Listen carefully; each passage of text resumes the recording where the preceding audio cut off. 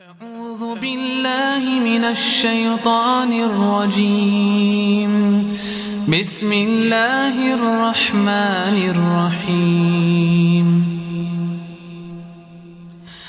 إن الذين كذبوا بآياتنا واستكبروا عنها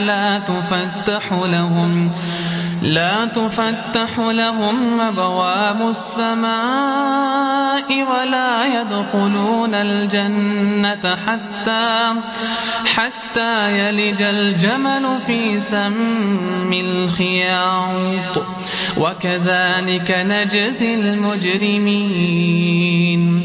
لهم من جهنم مهاد ومن فوقهم غواش وكذلك نجزي الظالمين.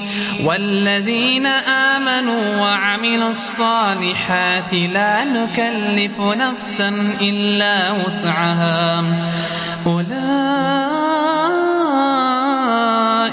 أصحاب الجنة هم فيها خالدون. ونزعنا ما في صدورهم من غل تجري من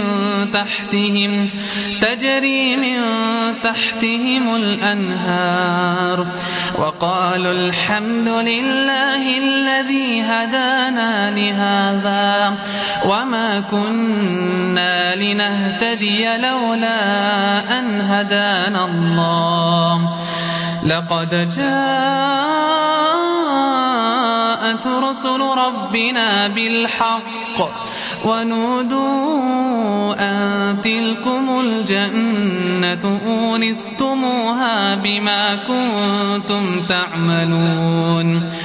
ونادى أصحاب الجنة أصحاب النار أن قد وجدنا ما وعدنا ربنا حقا فهل وجدتم ما وعد ربكم حقا؟ قالوا نعم. فأذن مؤذن بينهم اللعنة الله على الظالمين. الذين يصدون عن سبيل الله ويبغونها عوجا وهم بالآخرة كافرون. وبينهما حجاب وعلى الأعراف رجال يعرفون كلا بسيماهم ونادوا أصحاب الجنة أن سلام عليكم لم يدخلوها وهم يطمعون. وإذا صرفت أبصارهم تلقاء أصحاب النار